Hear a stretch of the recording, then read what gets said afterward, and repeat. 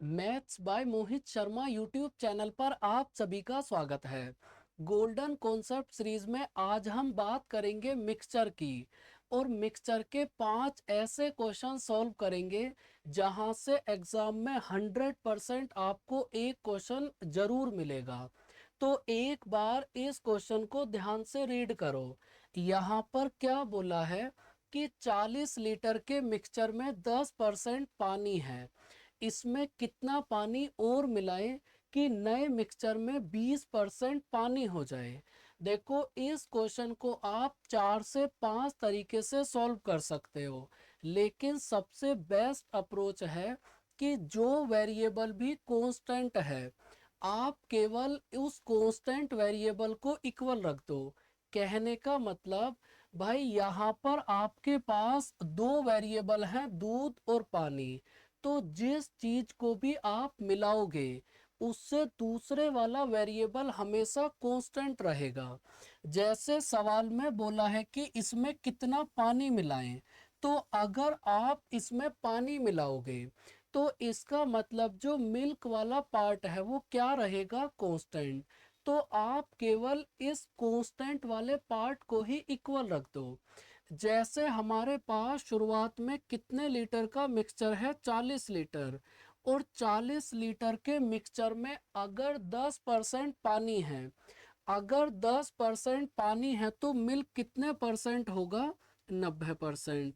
आपके पास एक नया मिक्सचर है और नया मिक्सचर है सपोज x लीटर का, और इस नए मिक्सचर में कितने परसेंट पानी है, 20%। तो अगर नए मिक्सचर में 20% पानी है तो इसका मतलब दूध कितने परसेंट होगा, 80%। और दूध एक ऐसा वेरिएबल है जो कांस्टेंट है, मतलब जितना पहले था आज भी उतना ही है। तो आप यहां से कैलकुलेट करो और x की वैल्यू फाइंड आउट करो। तो अगर x की वैल्यू फाइंड आउट करोगे तो कितना आएगी, 45। अब देखो, शुरुआत में हमारे पास कितने लीटर मिक्सचर था, 40 लीटर। अब कितने लीटर मिक्सचर है, 45 लीटर। तो इसका मतलब आपने इसमें कितने लीटर पानी ऐड करा होगा, 5 लीटर। तो ऑप्शन नंबर डी होगा करेक्ट आंसर। इस टाइप के क्वेश्चन में आप एलिगेशन भी लगा सकते हो और भी काफी तरीके से सॉल्व कर सकते हो, लेकिन सबसे आसान अप्रोच है कि जो वेरिएबल भी कांस्टेंट है आप केवल उस कांस्टेंट वेरिएबल को इक्वल रख दो। फिर आपको मैं एक बार समझाता हूँ। यहाँ पर क्या बोला है कि 63 लीटर के मिक्सचर में पानी और दूध का रेशो है 2:5। पानी और दूध के रेशो को 2:3 बनाने के लिए इसमें कितना पानी मिलाना पड़ेगा। तो अगर आप इसमें पानी मिलाओगे तो इसका मतलब मिल्क वाला पार्ट तो कांस्टेंट रहेगा ना, और आपको केवल इस कांस्टेंट पार्ट को ही इक्वल रखना है।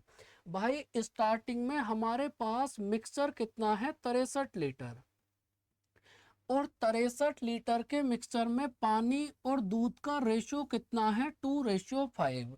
तो अगर हम इसमें 5/7 से मल्टीप्लाई करें तो हमें ये पता चल जाएगा कि इस 63 लीटर के मिक्सचर में दूध कितना होगा। ऐसे ही प्रेजेंट में हमारे पास मिक्सचर है x लीटर, और इस x लीटर के मिक्सचर में पानी और दूध का रेशियो कितना है, 2:3। तो अगर x में 3/5 से मल्टीप्लाई कर दें तो हमें ये पता चलेगा कि प्रेजेंट में आपके पास दूध कितना है।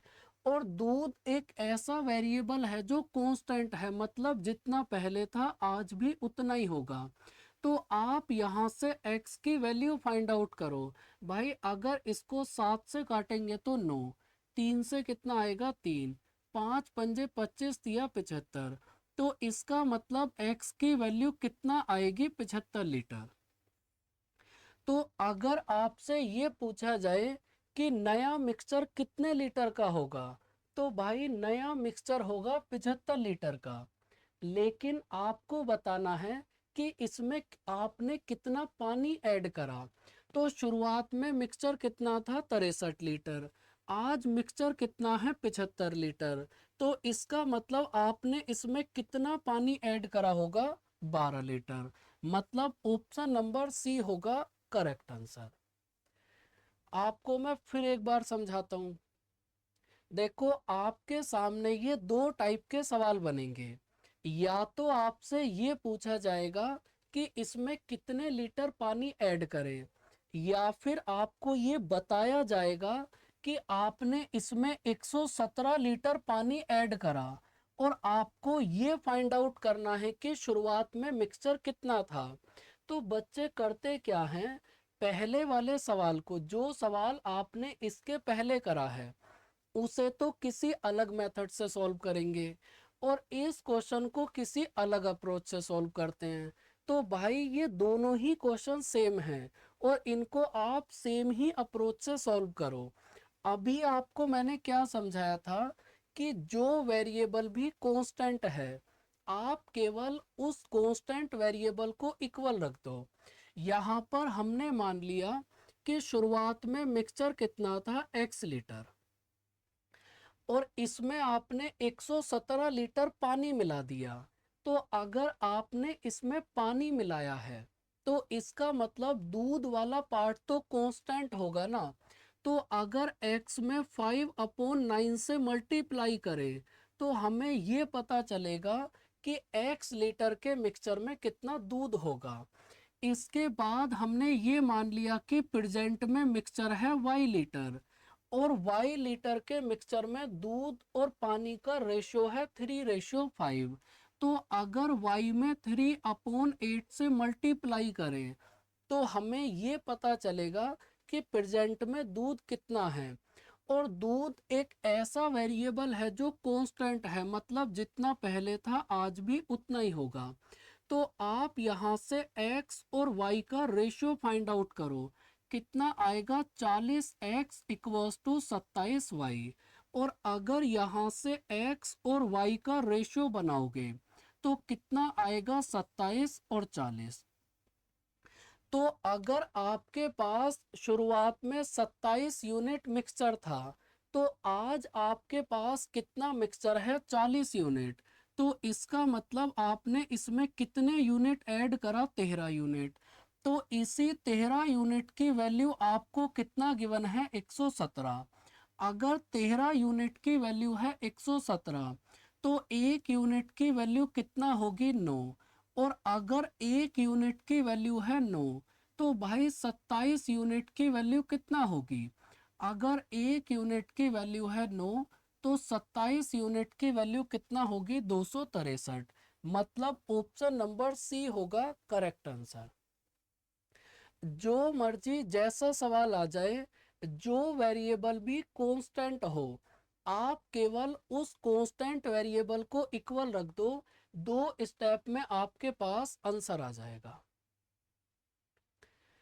प्रीवियस ईयर में आपको इस टाइप के भी बहुत सवाल मिलेंगे। अब देखो इस क्वेश्चन को भी आप दो तरीके से सॉल्व कर सकते हो। फर्स्ट अप्रोच क्या है कि आप डायरेक्ट एक फॉर्मूला याद कर लो, final quantity equals to initial quantity 1 - x/c की पावर टाइम। स्टार्टिंग में आपके पास कितने लीटर मिल्क है 50 लीटर, तो इसका मतलब इनिशियल क्वांटिटी कितना हो गई 50। 1 माइनस कितने लीटर को आपने रिप्लेस करा 10 लीटर को, तो x की वैल्यू होगी 10। कैपेसिटी कितना है 50। और इस प्रोसेस को आपने कितनी बार रिपीट करा, तो प्रोसेस को आपने यहाँ से 2 बार रिपीट करा। तो कितना आएगा 50 इंटू 4/5 इंटू 4/5। तो यहाँ से आंसर हमारे पास कितना आ जाएगा 32 लीटर। अगर शुरुआत में आपके पास 50 लीटर दूध है, इसमें से आपने 10 लीटर दूध निकाला, 10 लीटर पानी मिला दिया, और इस प्रोसेस को आपने 2 बार करा, तो 2 बार के बाद आपके पास लास्ट में 32 लीटर दूध बचेगा। मतलब ऑप्शन नंबर सी होगा सही आंसर। अब देखो, या तो इस क्वेश्चन को आप इस फॉर्मूले की हेल्प से सॉल्व कर सकते हो, या फिर सेकंड अप्रोच क्या है भाई, हमारे पास टोटल मिक्सचर कितना है 50 लीटर। टोटल मिक्सचर कितना है 50 लीटर, और इसमें से आपने कितने लीटर को रिप्लेस करा 10 लीटर। तो आप बोल सकते हो कि टोटल मिक्सचर के 1/5 पार्ट को हमने रिप्लेस कर दिया। तो अगर शुरुआत में हमारे पास 5 यूनिट मिल्क था और इसमें से 1 यूनिट को आपने रिप्लेस कर दिया, तो दूध कितना बचा 4 यूनिट। और इस प्रोसेस को आपने एक बार और करा।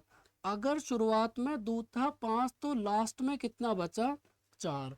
अगर इन दोनों की मल्टीप्लाई करें तो स्टार्टिंग वाला मिल्क आएगा 25 यूनिट, और अगर इन दोनों की मल्टीप्लाई करें तो लास्ट वाला मिल्क आएगा 16 यूनिट।